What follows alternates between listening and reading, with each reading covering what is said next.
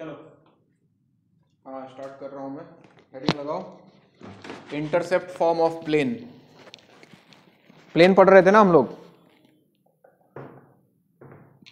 चलो हेडिंग डालो, intercept form of plane. जैसे इंटरसेप्ट फॉर्म ऑफ लाइन होता था, याद है? इक्वेशन क्या होता था इंटरसेप्ट फॉर्म ऑफ लाइन का?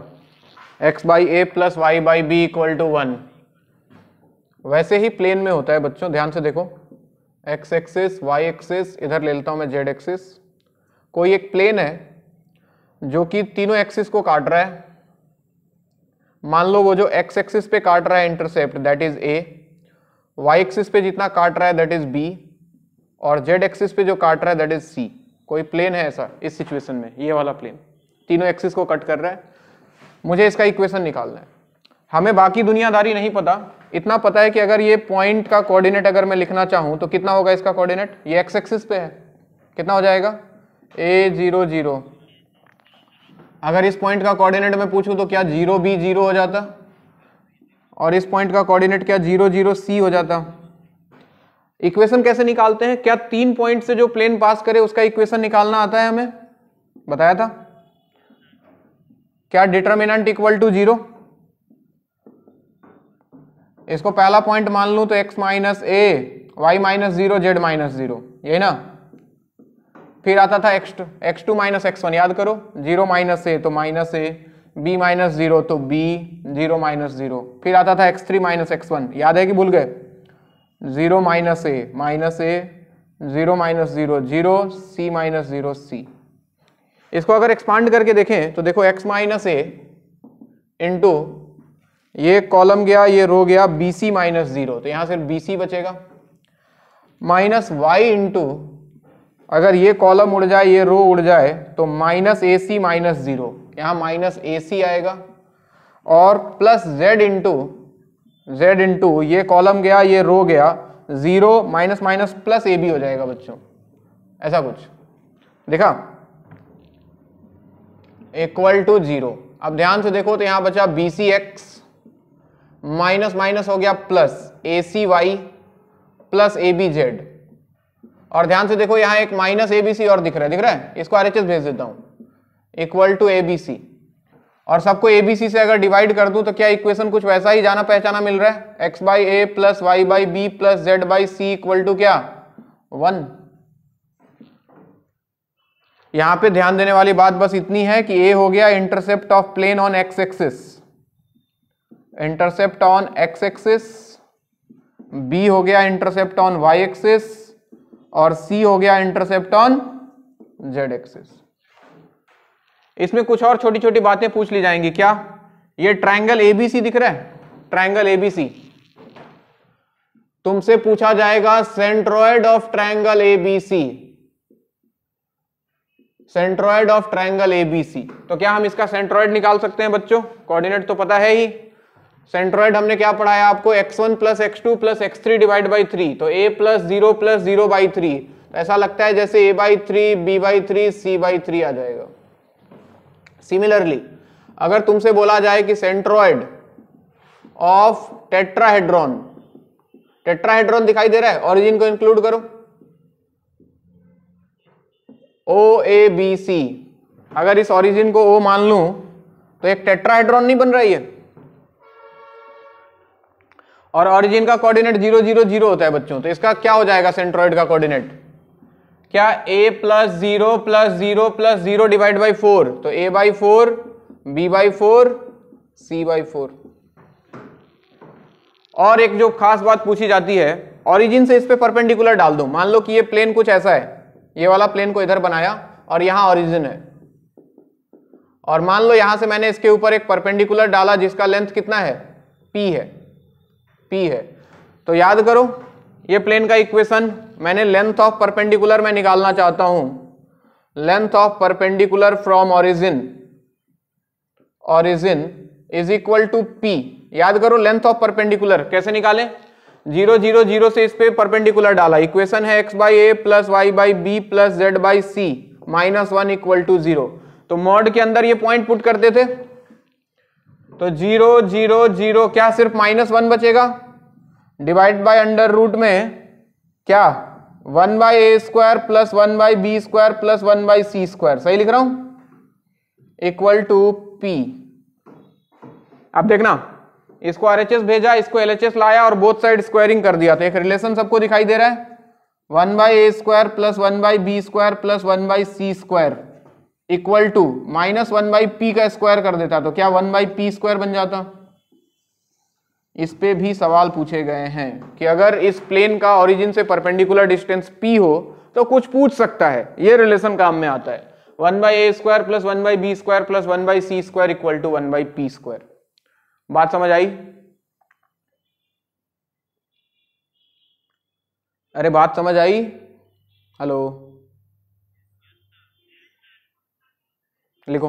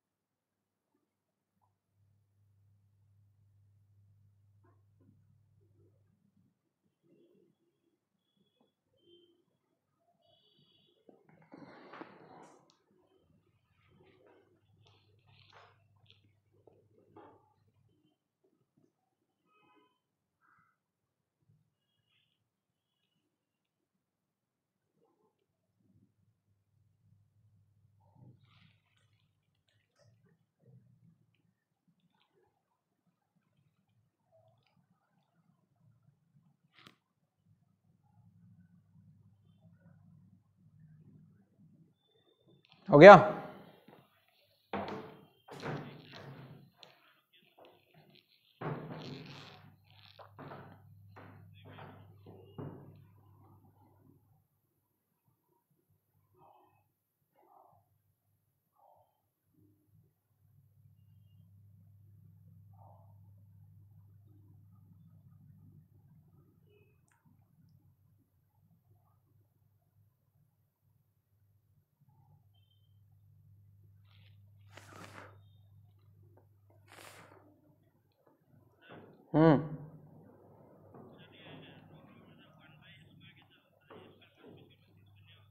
अबे x का कोफिशिएंट a थोड़ी है, 1/a है, जो भी x का कोफिशिएंट होता है उसका स्क्वायर होता है ना।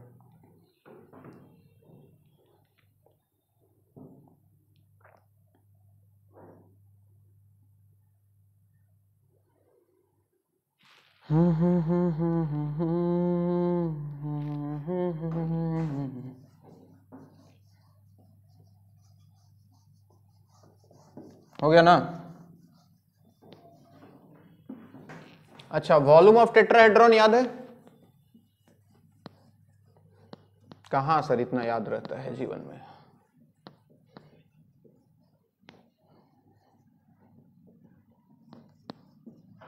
क्या होता था volume of tetrahedron? Scalar triple product, vector में पढ़ाया था भाई।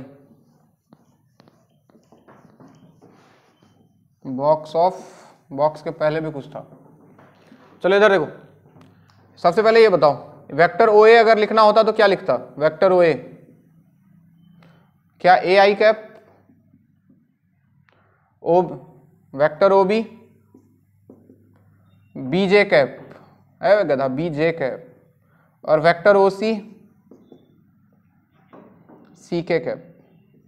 ठीक, याद करो इस टेट्राहेड्रॉन का वॉल्यूम लिखना है मुझे, volume of tetrahedron OABC V equal to, याद करो 1/6 टाइम्स होता था 3 consecutive vector OA OB OC। एक आता था वॉल्यूम ऑफ पैरेललोपाइप, उसमें ये नहीं होता था, लेकिन टेट्राहेड्रॉन में बाहर 1/6 आता था। याद आ रहा है? थोड़ा थोड़ा 1/6 टाइम्स। बॉक्स का मतलब डिटर्मिनेंट, वेक्टर OA का कोफिशिएंट सिर्फ A ही है, बाकी दोनों 0 0। यहाँ पे आएगा 0 B 0, यहाँ आएगा 0 0 C। एक्सपांड करो इसका वैल्यू बच्चों ABC आएगा डिवाइडेड बाई 6। ये होता है वॉल्यूम ऑफ टेट्राहेड्रॉन। वो टेट्राहेड्रॉन जो कि 3 कोऑर्डिनेट प्लेन्स और एक प्लेन और उनसे मिलके जो बना हुआ है, जिसमें XY प्लेन है, YZ प्लेन है, XZ प्लेन है और साथ में एक एक्स्ट्रा प्लेन है। उस प्लेन का इंटरसेप्ट दिया हुआ है ABC, तो उस टेट्राहेड्रॉन का वॉल्यूम हम निकाल सकते हैं ABC डिवाइडेड बाई 6। चाहो तो प्रोटेक्शन के लिए यहाँ मॉड लगा दो, अगर ABC में से कुछ निगेटिव हो जाए तो। वॉल्यूम कभी निगेटिव नहीं हो सकता है। ठीक है बात?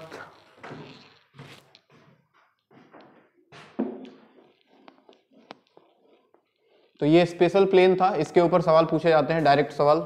तो डायरेक्ट कहानी याद रखें तो ज्यादा बेहतर।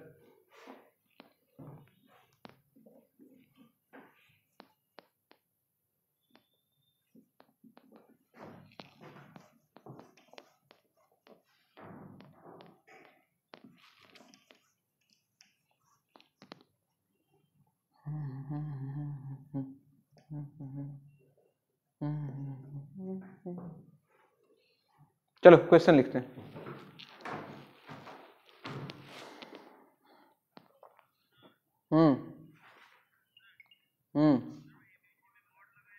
हाँ मॉड लगा लो प्रोटेक्शन के लिए, नेगेटिव नहीं होना चाहिए।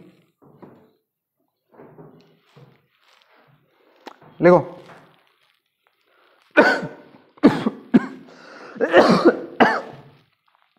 find the volume of a tetrahedron, find the volume of a tetrahedron enclosed between coordinate planes and the plane 2x plus 3y plus 6z equal to 6. Find equation, find volume of a tetrahedron enclosed between coordinate planes. Coordinate planes जब भी बोले XY YZ XZ, ये तीनों plane की बात कर रहा है। Find the volume of a tetrahedron enclosed between coordinate planes and the plane 2x plus 3y plus 6z equal to 6।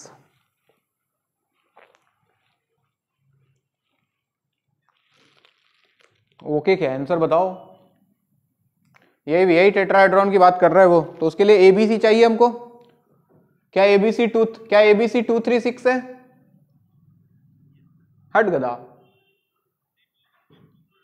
पहले 6 से डिवाइड करो, RHS 1 बनाओ पहले, तो ये हो जाएगा x/3 plus y/2 plus z/1 equal to 1। अब ये रहा A का वैल्यू 3, B का वैल्यू 2 और C का वैल्यू कितना 1। तो वॉल्यूम आ जाएगा भाई ABC डिवाइड बाई 6, यानी कि 3 इंटू 2 इंटू 1 डिवाइडेड बाई 6। क्या 1 आ जाएगा? अगला सवाल, अगला क्वेश्चन लिखो।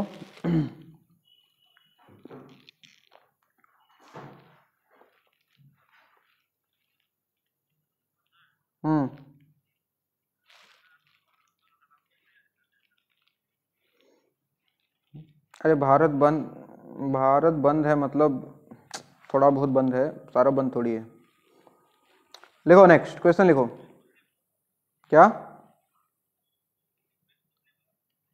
नहीं, पुलिस खुश हो गया मुझे देख के, ही वॉज रियली हैप्पी। सवाल लिख। गधा कहीं का। लिखो find the locus of centroid of triangle ABC and tetrahedron OABC. Find the locus of centroid of triangle ABC and tetrahedron OABC. If a variable plane is always at a distance of 2 unit from the origin O. Variable plane is always at a distance of 2 unit from the origin O.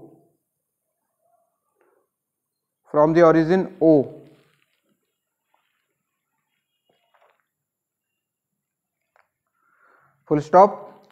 Capital A, capital B and capital C are intersection points of the plane from x-axis, y-axis and z-axis. A, B, C are intersection points of the plane with coordinate axis. ऐसे लिख लो.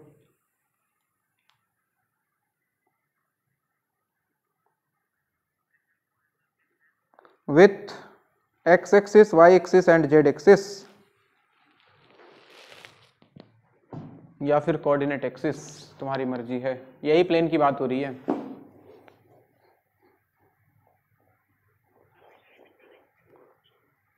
Find locus of centroid of triangle ABC. Find locus of centroid of triangle ABC and tetrahedron OABC.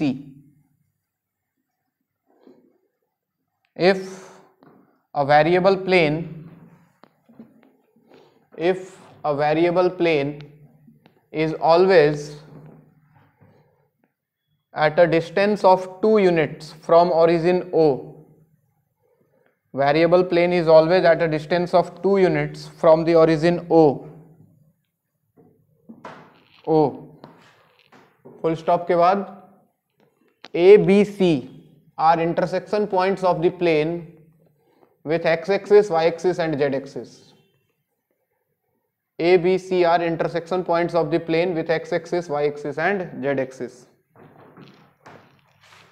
चलो भाई इधर देखो, वही कहानी है, यही प्लेन है. मान लो अपना कोई वेरिएबल प्लेन हमने अपनी मर्जी से ले लिया है, x by a plus y by b plus z by c equal to 1. ये प्लेन ले लिया, ये ABC का कोऑर्डिनेट पता लग गया.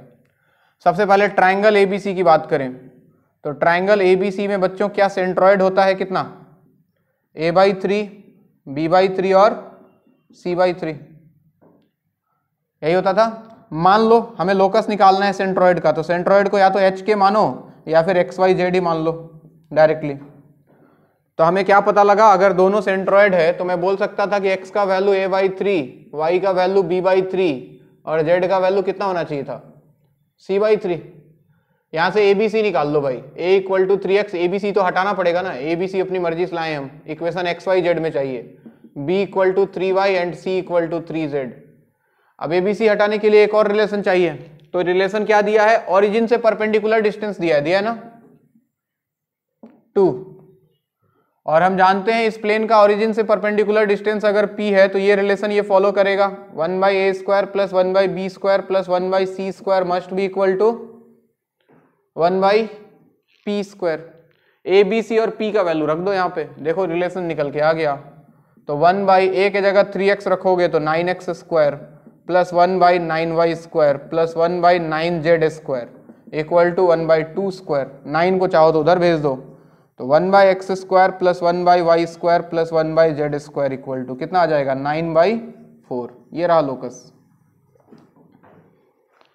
अगर ट्रायंगल ABC होता तो, अगर टेट्राहेड्रॉन होता तो क्या फर्क पड़ता, सारा कहानी सेम होता सर. टेट्राहेड्रॉन OABC, इसका सेंट्रोइड क्या होता है, a/4, b/4 और c/4. हम मान लेंगे कि इसका सेंट्रोइड जो है जिसका लोकस निकालना है दैट इज XYZ. कहानी फिर से वही, x equal to a/4, y equal to b/4 and z equal to c/4. यहाँ से ABC का अगर वैल्यू देखा जाए तो a equal to 4x, b equal to 4y and c equal to 4z. और वापस से इसको उठा के इसी वाले रिलेशन में रख दो, ये रिलेशन तो यहाँ भी वैलिड है. तो आपको जो मिलेगा वो मिलेगा 1/16x² plus 1/16y² plus 1/16z² equal to 1/2²। 16 को उधर भेज दोगे तो 1/x² plus 1/y² plus 1/z² is equal to 16/4, that is 4। ये रहा इसका लोकस, यानी कि टेट्राहेड्रॉन का सेंट्रॉइड का लोकस वो रहा, ट्रायंगल के सेंट्रॉइड का लोकस ये रहा। इस पे सवाल एक बार आईआईटी में पूछा हुआ है, ऐसे ही लोकस निकालने के लिए बोला था।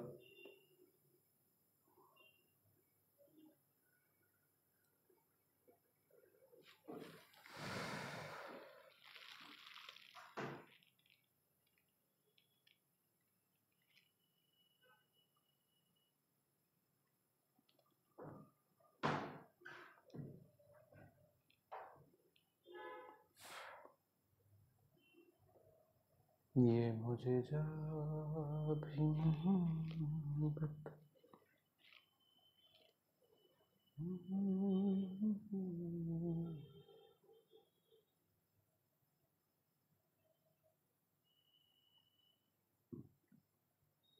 क्या आज क्या खा के आया? आज मैंने खाया मछली। मछली रूपचंदा, वही है मेरा फेवरेट मछली। जल गया था, लेकिन गैस जला के भूल गया साला मछली हटाना, नीचे का जल गया, ऊपर ऊपर का खा लिया।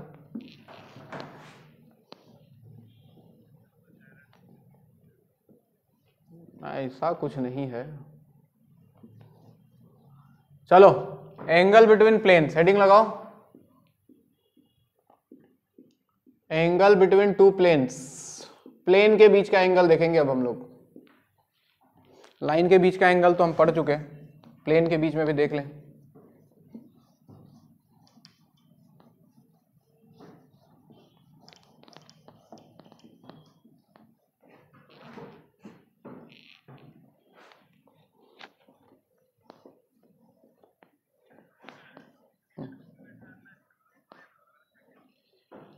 क्या क्या? नहीं बच्चे, प्लेन सेम ही था।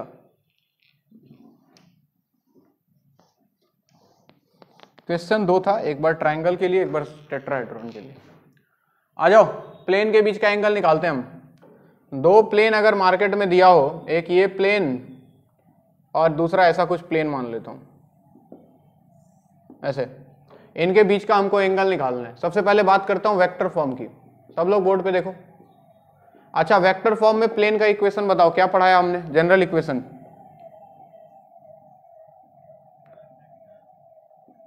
R.N इक्वल टू Q, ऐसा कुछ पढ़ाया था? गधा सब कहीं का, फिर भूल गया। इसको N1 बोल देता हूं, इसको Q1 बोल देता हूं, और इस प्लेन का इक्वेशन ले लेता हूं मैं R.N2 इक्वल टू Q2। अरे यही था ना जनरल इक्वेशन यार, वेक्टर फॉर्म में। हेड गधा, वो लाइन है, घोड़ा कहीं का, साफ दिमाग नहीं, एक बार भी उलट के नहीं पड़ता है सब। ध्यान दो। अच्छा, यहां पे N1 N2 क्या होता था? What is N1 N2? इनके बीच का, इनके प्लेन का नॉर्मल होता था। वो क्या होता था? नॉर्मल। ये हो गया, ये हो गया, हाँ ये हो गया इस वाले प्लेन का नॉर्मल। अगर N1 बोल दूं तो इसका नॉर्मल कुछ ऐसा मान लो कि ये दिस इज N2 वेक्टर, इस वाले प्लेन का नॉर्मल। अब बेसिकली कहानी यही होता है बच्चों। देखो, प्लेन के बीच का, दो प्लेन के बीच का एंगल का कोई मतलब नहीं होता है। जब भी दो प्लेन के बीच का एंगल बोले तो उनके नॉर्मल के बीच का एंगल होता है। इमेजिन करके देखो, ये प्लेन और मैं जिस प्लेन पे खड़ा हूं, सोच के देखो, ये वाला प्लेन और जिस प्लेन पे मैं खड़ा हूं, इनके बीच का एंगल कितना है? 90 डिग्री। क्या मैं नीचे वाले प्लेन का नॉर्मल हूं? और क्या मेरा हाथ जो है वो इस वाले प्लेन का नॉर्मल नहीं हो गया? तो जरा देखो, इस नॉर्मल और इस नॉर्मल के बीच का एंगल भी कितना है? 90 डिग्री। तो दो प्लेन के बीच का नॉर्मल निकालना, एंगल निकालना, मतलब उनके नॉर्मल्स के बीच का एंगल निकालना। तो सबसे पहले तो एक लाइन यही लिख दो, angle between two planes means angle between their normals, यानी कि ये एंगल अपने को फाइंड करना है भाई, theta. Angle between two planes means angle between their normals, और दो वेक्टर है n1 n2, इनके बीच का एंगल निकालना, डॉट प्रोडक्ट पे चले जाओ, n1 dot n2 divided by mod n1 mod n2, यही ना। कार्टिजन फॉर्म में अगर कोई बोले, कार्टिजन फॉर्म में, तो प्लेन का इक्वेशन क्या लेंगे हम? कार्टिजन फॉर्म में प्लेन का इक्वेशन बोलो, जनरल इक्वेशन। हाँ, तो इसको ले लेता हूं मैं a1x plus b1y plus c1z plus d1 equal to 0, और इसका इक्वेशन ले लिया मैंने a2x plus b2y plus c2z plus d2 equal to 0। अच्छा, यहां पे a1 b1 c1 क्या था?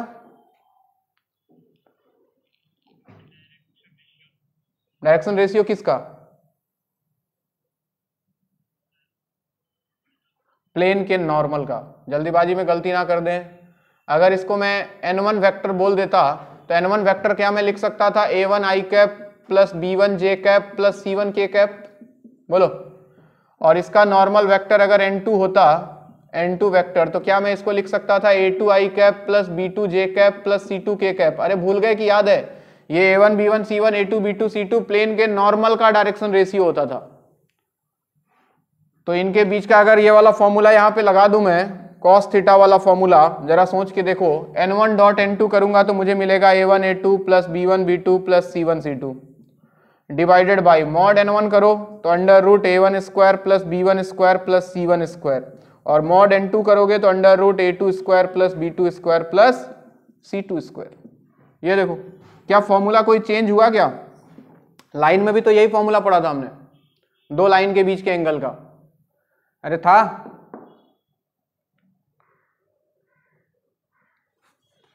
बस यहां ख्याल बस इतना रखना है कि वहां पे लाइन का डायरेक्शन रेशियो होता था, यहां a1 b1 c1 a2 b2 c2 plane के नॉर्मल का डायरेक्शन रेशियो है। लिख लेना नीचे, a1 b1 c1 and a2 b2 c2 are direction ratio of normal of the plane, direction ratio of normal of the plane. और यहां भी कहानी वही आएगा, अगर प्लेन परपेंडिकुलर है, प्लेन्स आर परपेंडिकुलर, तो थीटा 90 कॉस 90 0, तो वैल्यू वही आता है बच्चों, a1 a2 plus b1 b2 plus c1 c2 equal to 0।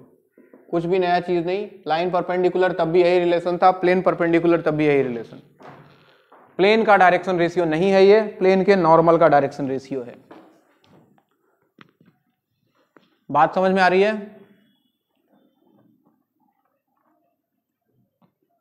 Question लिखो।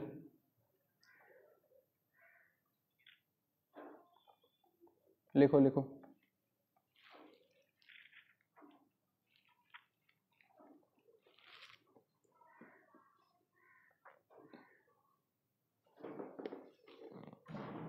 खनीन,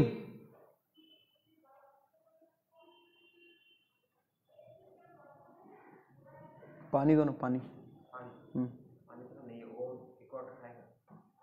पानी नहीं है क्या? ये वाला पानी, ये वाला।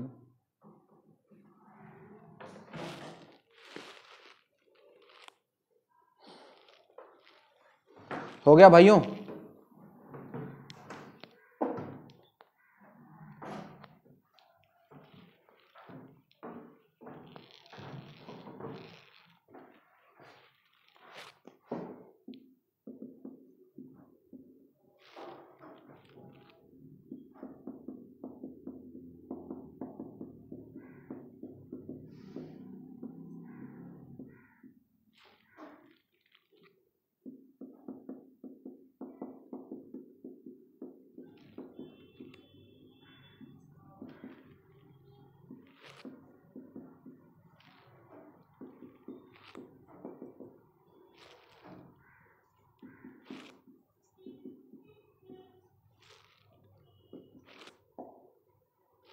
चलिए, सवाल लिखा है, find angle between the planes.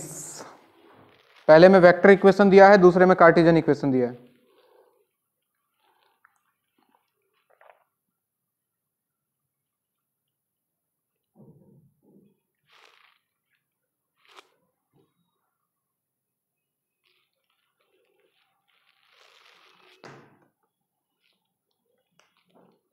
Find angle between the planes. पहले में ये दोनों प्लेन के बीच का एंगल, एक और क्वेश्चन है जिसमें इन दोनों प्लेन के बीच का एंगल निकालना है।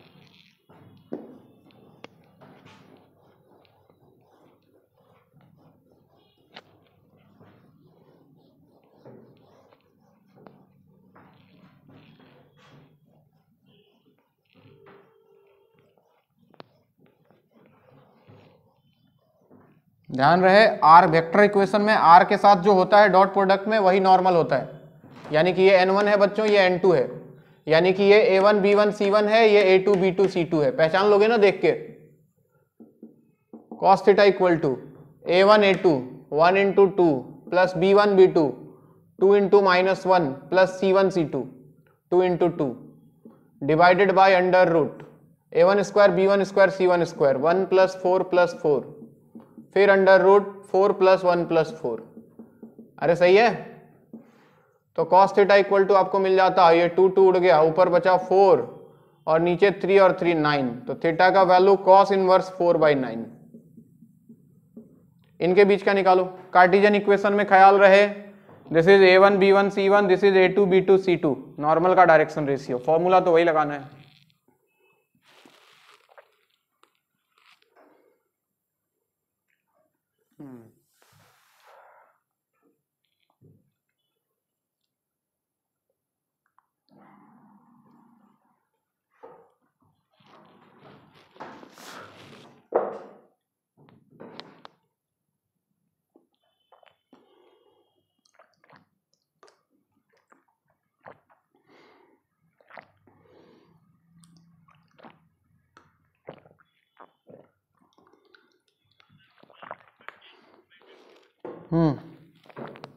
सही है।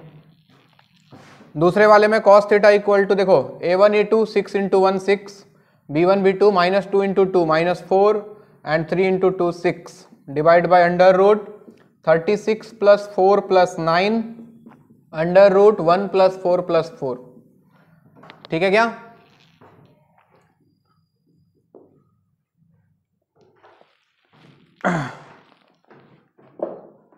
अगला सवाल सब लोग लिखें। Find the equation of a plane, लिखो, find the equation of a plane which passes through the points 0 1 0 and 1 2 3. Find equation of a plane which passes through the points 0 1 0 and 1 2 3 and which is perpendicular to the plane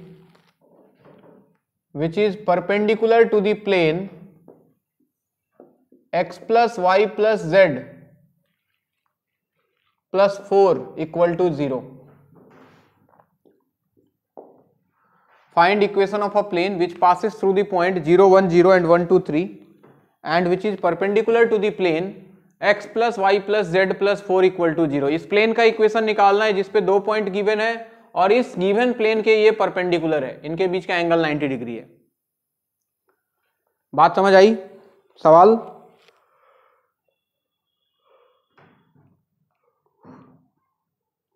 अरे सुन रहे हो? अब देखो दो point दे दिया, दो point से plane का इक्वेशन नहीं निकलता है, या तो 3 पॉइंट चाहिए नहीं तो 2 पॉइंट और एक वेक्टर चाहिए। याद करो 2.1 डायरेक्शन। अब ये प्लेन इसके परपेंडिकुलर है, इसका फायदा हमको मिलेगा। कैसे सर? कोई भी दो प्लेन परपेंडिकुलर होता है कभी भी, जैसे ये नीचे वाला प्लेन और ये वाला प्लेन दोनों परपेंडिकुलर है। मैं नीचे वाले प्लेन का नॉर्मल हूं, दिख रहा है? मैं नीचे वाले प्लेन का नॉर्मल हूं और ध्यान से देखो तो मैं इस वाले प्लेन का एक वेक्टर भी हूं। देखो मैं इसके साथ अगर टच हो जाऊं तो मैं इस वाले प्लेन में लाई कर रहा हूं, नहीं कर रहा हूं? तो कभी भी दो प्लेन परपेंडिकुलर हो तो एक प्लेन का नॉर्मल दूसरे प्लेन का वेक्टर बन जाता है। बात समझ आ रही है? यानी कि इस प्लेन का जो नॉर्मल होगा बच्चों, इस प्लेन का नॉर्मल वो इस वाले प्लेन में लाई कर जाएगा और इसका नॉर्मल वेक्टर क्या होगा बताओ तो? इस वाले प्लेन का नॉर्मल वेक्टर क्या आई कैप प्लस जे कैप प्लस के कैप होगा? 1 1 1। तो इस प्लेन का नॉर्मल इस वाले प्लेन का एक वेक्टर बन जाएगा और 2 पॉइंट इसमें पहले से था, अब मैं लगा दूंगा 2.1 डायरेक्शन। याद करो 2.1 डायरेक्शन, क्या डिटर्मिनेंट 0, इधर आएगा x -1 y -2 z -3 x2 -x1 0 -1 1 -2 0 -3 और यहां पे आता था a1 b1 c1। याद आ रहा है?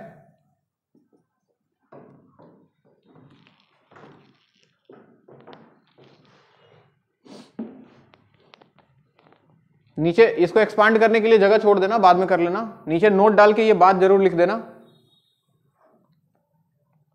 नोट डाल के लिखो, if two planes are perpendicular, if two planes are perpendicular then normal of one plane lies in the other plane. If two planes are perpendicular then normal of one plane lies in the other plane. Normal of one plane lies in the other plane.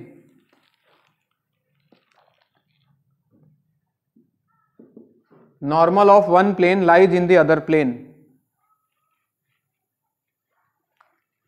अगला सवाल,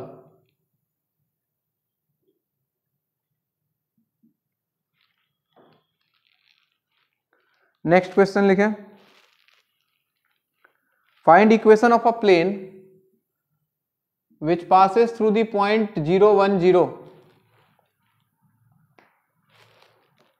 Find equation of a plane which passes through the point 0 1 0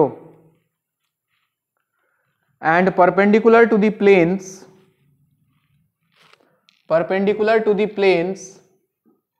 2x plus 3y minus 6z minus 1 equal to 0 and x plus y plus z plus 4 equal to 0.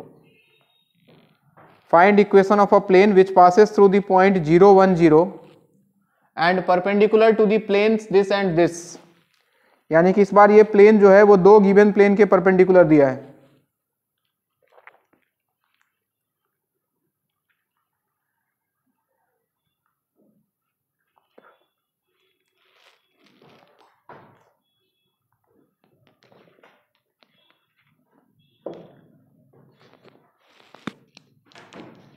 क्या दोनों का normal plane पे लाई कर जाएगा? तो एक पॉइंट गिवन है और क्या हमको दो वेक्टर मिल जाएगा, 1.2 डायरेक्शन, निकल जाएगा नहीं निकल जाएगा? निकालो। एक मान लो n1 आ गया इस पे ऊपर और इसका डायरेक्शन रेशियो खाली लिख लो 2 3 -6 और मान लो कि उसका जो नॉर्मल है वो n2 है और उसका डायरेक्शन रेशियो अपने को दिख रहा है 1 1 1, तो आप लगाने वाले हो 1.2 डायरेक्शन, 1.2 डायरेक्शन यानी कि अगेन डिटर्मिनेंट 0, यहाँ पे x - x1 यानी कि x - 0 y - 1 z - 0 a1 b1 c1 2 3 -6 a2 b2 c2 1 1 1। इसको एक्सपांड करो आंसर मिल जाएगा।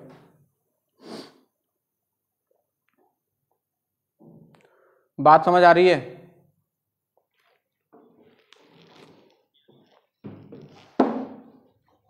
अच्छा, पैरेलल लाइन का इक्वेशन कैसे होता था? ax plus B Y plus c equal to 0 के पैरेलल कोई लाइन है तो कैसे लिखते थे?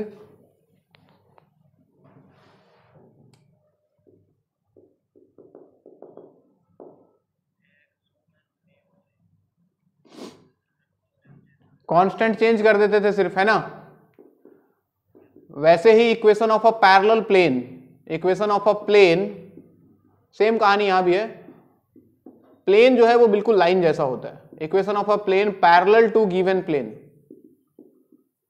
Parallel to given plane ax plus B Y plus C Z plus d equal to 0। मान लो कि एक प्लेन दे दिया, बोला कि इसके पैरेलल किसी भी प्लेन का इक्वेशन लिखो, सब कुछ सेम रखो, खाली कांस्टेंट को बदल दो। यानी कि अगर ये कोई प्लेन है और इसके पैरेलल किसी प्लेन का इक्वेशन लिखना है तो एक बात तो तय है कि दोनों का नॉर्मल सेम रहेगा। नॉर्मल चेंज होगा क्या दोनों का?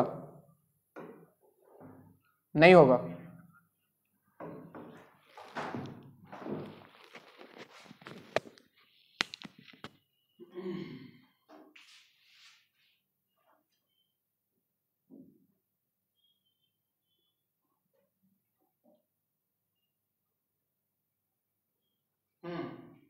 सुनो वापस से, अगर किसी प्लेन के पैरेलल कोई दूसरा प्लेन है तो क्या मैं बोल सकता हूं दोनों का नॉर्मल सेम ही रहेगा? अरे अगर नॉर्मल सेम है तो क्या एबीसी थोड़ी चेंज होगा? दोनों का नॉर्मल सेम है तो एबीसी नॉर्मल का डायरेक्शन रेशियो तो वही रहेगा। तो डायरेक्टली हम क्या करते हैं, एबीसी के साथ कोई छेड़खानी नहीं, given by a x plus B Y plus C z, एक लेमडा लगा दो अपनी मर्जी से, इक्वल टू 0। ये इक्वेशन आएगा। इसके पैरेलल कोई भी प्लेन हो, लेमडा निकालने के लिए कंडीशन देगा। वैसे ही distance between parallel planes, line का याद है, पैरेलल लाइन के बीच का distance,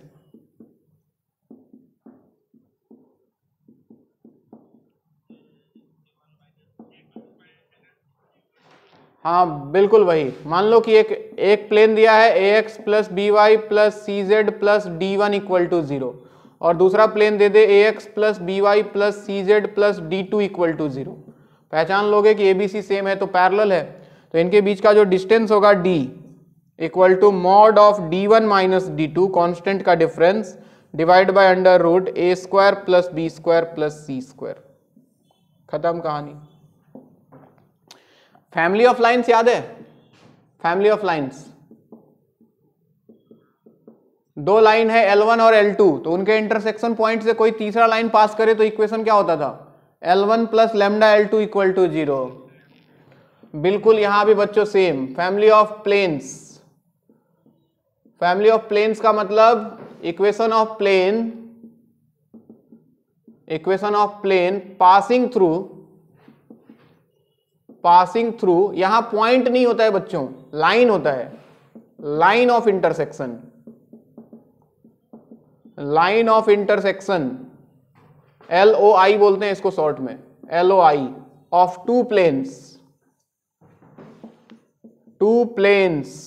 suppose P1 equal to 0 and P2 equal to 0 is given by क्या? P1 plus lambda P2 equal to 0। क्या कहना चाहते हो सर? ये देखो, ये प्लेन, पहला प्लेन मान लो ये है P1 इक्वल टू RHS 0 रख रहा हूं, और ये दूसरा plane, this is suppose P2 equal to 0। ध्यान दें, तो दो प्लेन जो इंटरसेक्ट करता है उसको बोलते हैं बच्चों LOI। ये जो दिख रहा है लाइन तुमको, ये इसका नाम है LOI, line of intersection of two planes.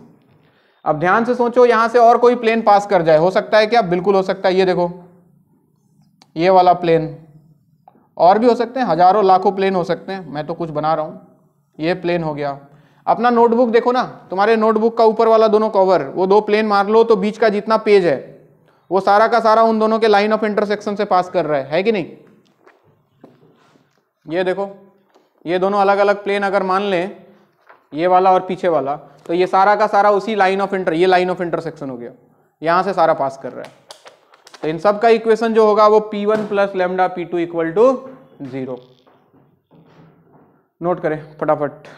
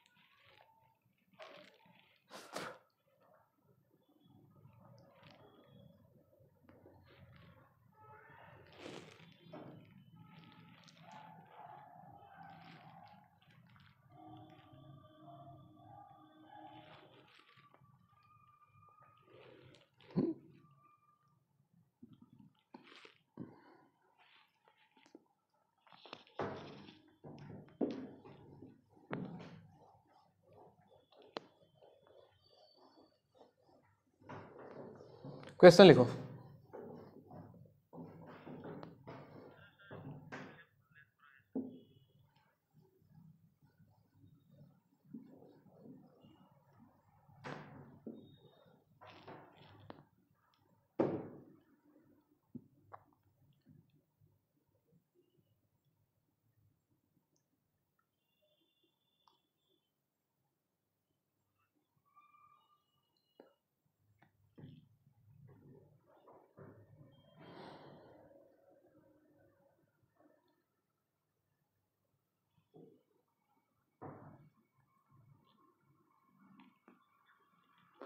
लिखो, find the equation of a plane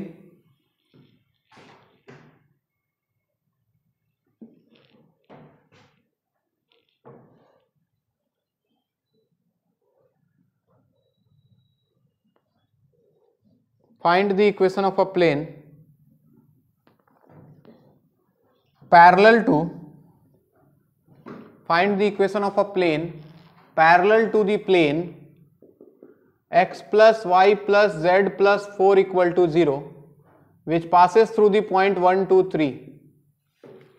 Find equation of a plane parallel to x plus y plus z plus 4 equal to 0 which passes through the point 1 2 3, which passes through the point 1 2 3. इसके parallel कोई plane निकालना है बच्चों, parallel plane, तो क्या उसका equation में लिखना चाहिए था x plus y plus z plus lambda equal to 0, और लैम्डा निकालने के लिए बोला कि ये कहां से पास कर रहा है 1 2 3 से, सेटिस्फाई कर दो। तो 1 plus 2 plus 3 plus lambda equal to 0, lambda कितना होना चाहिए -6, उठा के रख दो, इक्वेशन ऑफ प्लेन होगा x plus y plus z -6 equal to 0, खत्म कहानी।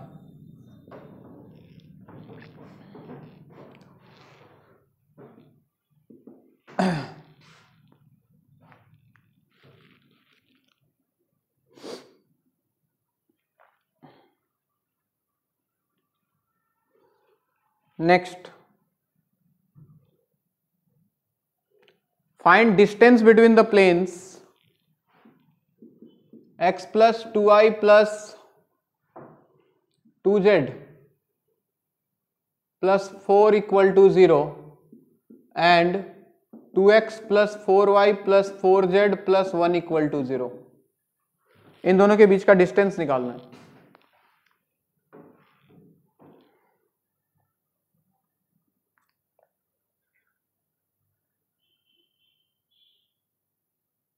क्या दोनों पैरेलल है? लेकिन फॉर्मूला डायरेक्ट मत लगा देना, फॉर्मूला लगाने से पहले दोनों में एबीसी क्या होना चाहिए, सेम होना चाहिए। तो या तो इसको 2 से मल्टीप्लाई कर दो या इसको 2 से डिवाइड कर दो। इसको डिवाइड कर दे तो ये बनता बच्चों x plus 2i plus 2z plus 1/2 equal to 0। अब फॉर्मूला लगाना इसमें और इसमें, तो डिस्टेंस आ जाएगा sir mod of d1 minus d2 4 minus 1/2 divide by under root a square b square c square 1 plus 4 plus 4। तो ऐसा लगता है जैसे 8 माइनस 1 7/2 और यहां से एक 3 आएगा 7/6। अगला सवाल,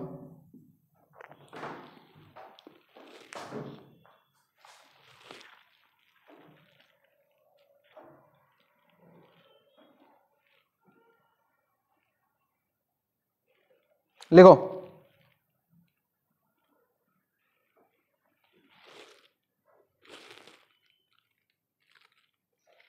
find equation of a plane, find equation of plane which passes through, find equation of a plane which passes through the line of intersection LOI, find equation of a plane which passes through the line of intersection of the planes, which passes through the line of intersection of the planes 2x plus 3y plus z minus 4 equal to 0 and x plus y plus z plus 2 equal to 0, which passes through the line of intersection of the planes 2x plus 3y plus z minus 4 equal to 0 and x plus y plus z plus 2 equal to 0 and which also passes through origin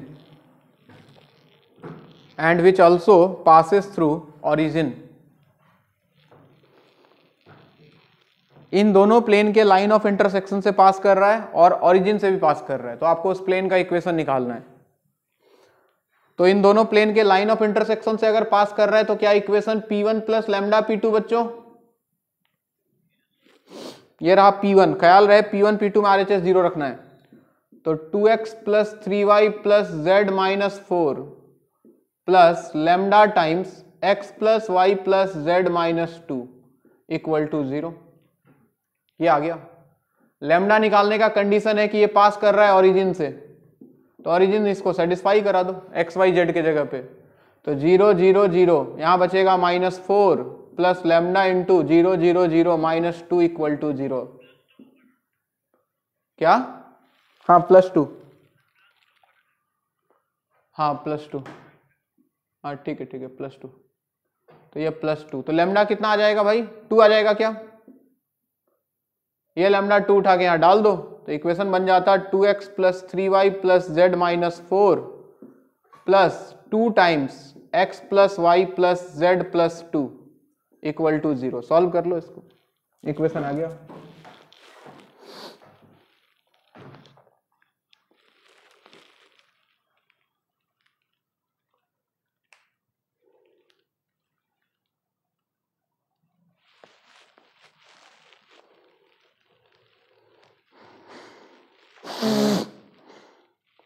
हो गया।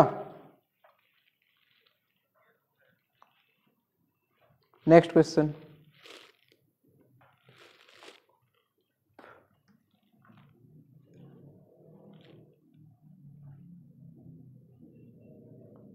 Find equation of a plane, find equation of a plane which passes through, find equation of a plane which passes through the line of intersection,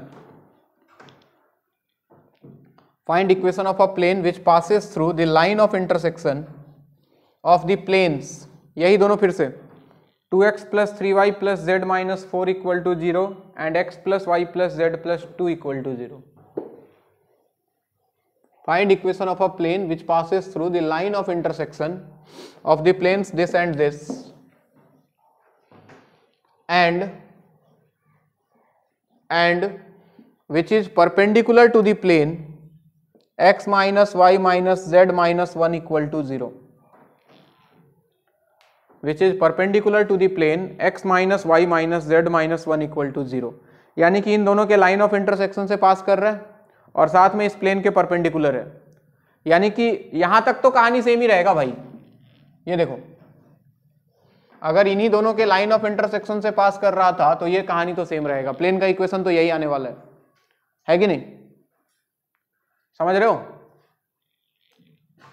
इसको थोड़ा simplify कर दो तो ये बनेगा 2 plus lambda into x plus 3 plus lambda into y plus 1 plus lambda into z minus 4 plus 2 lambda equal to 0। ऐसा कुछ आता ही है। कंडीशन क्या दिया कि अब ये जो प्लेन निकला वो इस गिवन प्लेन के परपेंडिकुलर है। ये दोनों प्लेन आपस में क्या है? परपेंडिकुलर। और दो प्लेन परपेंडिकुलर, तो बच्चों कंडीशन हमने आपको पढ़ाया कि a1 a2 plus b1 b2 plus c1 c2 क्या होना चाहिए? 0। बोलो ना।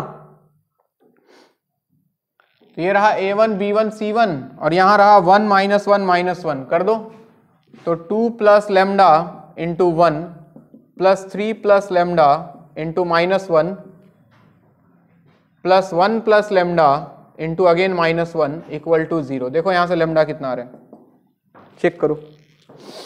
Lambda lambda 2 lambda, lambda minus lambda उड़ गया, बचा माइनस लैम्डा, RHS जाके लैम्डा हो गया। इधर बचा 2 -3 -1 -1 -2 आ रहा है क्या लैम्डा?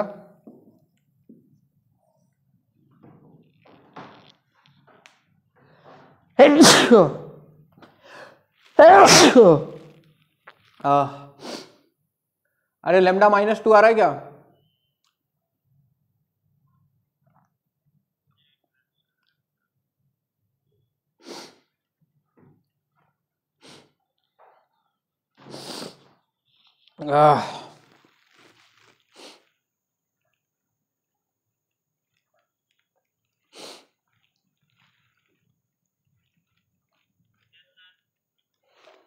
उसको उठा के रख लो ऊपर, लेमडा की जगह -2 इक्वेशन आ जाएगा, x वाला टर्म गायब हो जाएगा, 3 - 2 y माइनस z -8 = 0, ऐसा कुछ इक्वेशन आएगा, देख लो।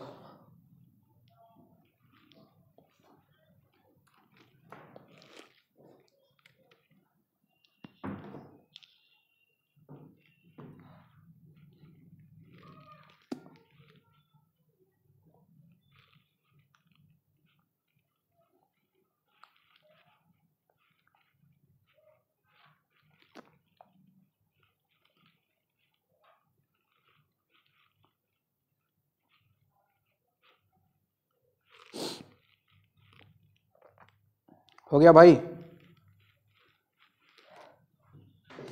चलो एक और सवाल लिखो। लिखो, the line of intersection of the planes 3x - 6y - 2z = 15 and 2x + y - 2z = 5. The line of intersection of the planes this and this is, options दिए हुए हैं। पहला कहाँ गया, x = 3 + 14t, y = 1 + 2t, z = 15t। Second option दिया गया है आपको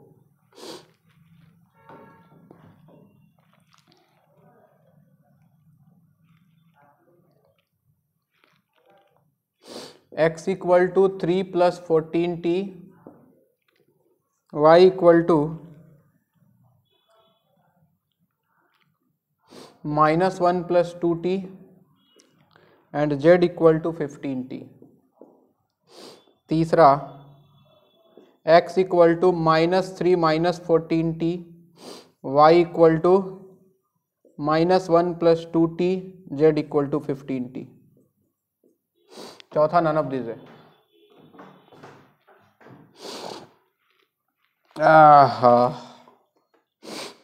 सर्दी कैसे हो गया बे? नहा लिया था आज इसलिए शायद। इन दोनों प्लेन का लाइन ऑफ इंटरसेक्शन हमको बताना है क्या होगा। लाइन ऑफ इंटरसेक्शन मतलब लाइन, यानी कि आपको लाइन का इक्वेशन निकालना है भाई। तो ये सवाल इंपॉर्टेंट होते हैं। इनको करना कैसे होता है, बहुत सिंपल चीज है। सबसे पहले तो ऑप्शन देखो आप। अच्छा, लाइन का इक्वेशन निकालने के लिए क्या चाहिए होता है? ये दो प्लेन है बच्चों, एक प्लेन, ये दूसरा प्लेन। हमें ये वाला लाइन का इक्वेशन निकालना है, ये वाला लाइन, इसी को बोलते हैं LOI। अच्छा, अब देखो, सबसे पहले किसी लाइन का इक्वेशन निकालने के लिए क्या चाहिए, क्या क्या चीज मिल जाए तो लाइन का इक्वेशन निकाल दें? पॉइंट और डायरेक्शन रेशियो, है ना? x - x1/a, y - y1/b, याद है? अब देखो, सबसे पहले डायरेक्शन रेशियो कैसे मिलता है, बहुत इंपॉर्टेंट कॉन्सेप्ट है। ये जो लाइन है, ये जो लाइन, क्या ये दोनों प्लेन पे लाई कर रहा है? और प्लेन के ऊपर कोई भी लाइन लाई करे तो वो क्या प्लेन के नॉर्मल के परपेंडिकुलर होता है?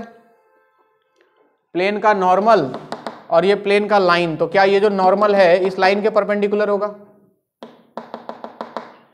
अब ये लाइन दोनों प्लेन पे है, तो क्या ये लाइन दोनों के नॉर्मल के परपेंडिकुलर होगा? तो सबसे पहले आपको दोनों के नॉर्मल्स का क्रॉस प्रोडक्ट निकाल लो। परपेंडिकुलर निकालना है दोनों नॉर्मल से, तो पहला स्टेप में वही करते हैं, हम दोनों के नॉर्मल का क्रॉस प्रोडक्ट निकालते हैं। लिखते जाओ, इंपॉर्टेंट है ये, लिख लो। स्टेप 1 में लिखो, to find direction ratio of LOI, ऐसे लिखो।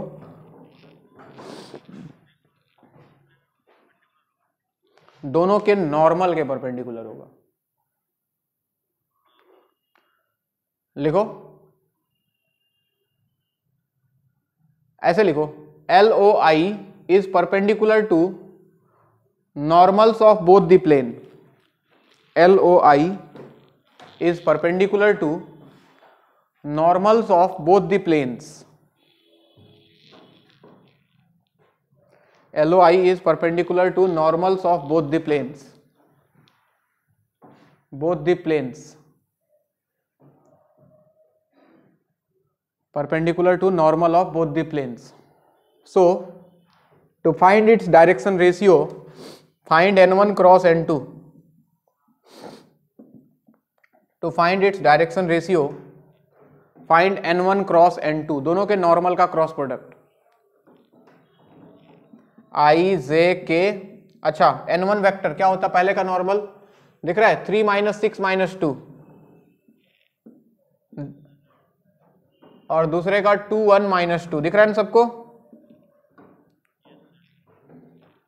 देखो सिंप्लीफाई करो कितना आएगा, 12 + 2 14 I cap minus j into -6 + 4 -6 + 4 हो गया -2 माइनस प्लस 2 j कैप और k इंटू 3 + 12 15 k कैप। ये आ गया, यानी कि डायरेक्शन रेशियो ऑफ LOI आ गया भाई। LOI का डायरेक्शन रेशियो कितना आ गया सर? 14 2 एंड 15। ठीक है, अब रहा बात पॉइंट का। तो पॉइंट तो बहुत सारे हो सकते हैं, तो पॉइंट के लिए हमको ऑप्शन चेक करना है। अच्छा, ये लाइन बिगाड़ के दिया है, कंफ्यूज मत हो जाना। ये लाइन कुछ ऐसा है बच्चों, लाइन सुधारना मैंने तुमको सिखाया था। क्या मैं इसको लिख सकता हूं x - 3 / 14 equal to y - 1/2 equal to z - 0/15 लिखा जा सकता है? ये वाला लाइन देखो, दिखने में ऐसा है, ये एक्चुअली में t सबका इक्वेट कर दो। ये वाला लाइन है बच्चों x - 3/14 equal to y + 1/2 equal to z - 0/15, और ये वाला लाइन है भाई x + 3 / -14 equal to y + 1/2 equal to z - 0/15। तो ऑप्शंस अगर देखोगे तो एक सिमिलरिटी दिखाई देगा। क्या सर?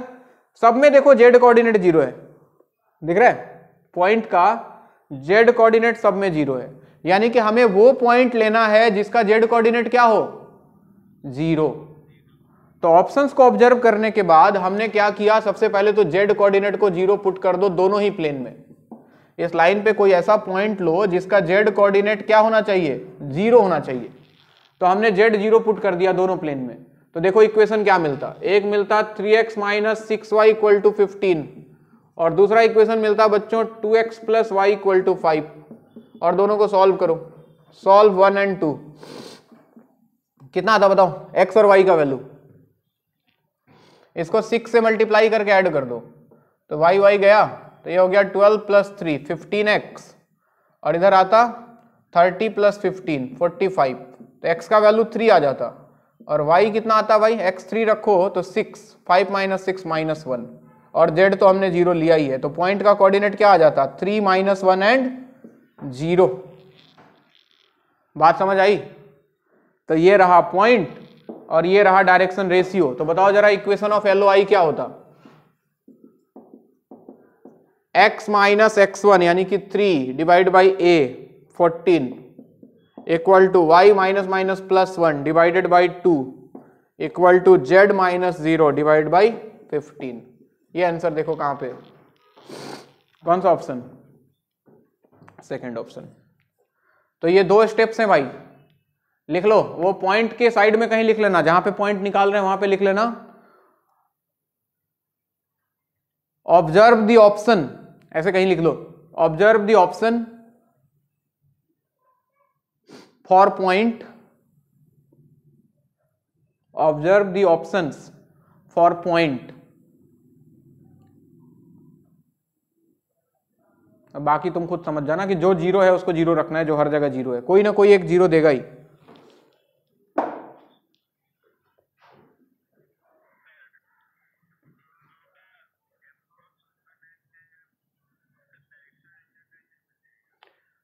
अबे दोनों नॉर्मल के परपेंडिकुलर है कि नहीं है? ये तो कोई लाइन दो लाइन के परपेंडिकुलर हो वो कैसे निकलता था? क्रॉस प्रोडक्ट से ही तो निकलता था। ए क्रॉस बी का मतलब क्या है? एक नया वेक्टर जो कि ए के भी परपेंडिकुलर है और बी के भी परपेंडिकुलर है, वही तो सिखाया था वेक्टर में।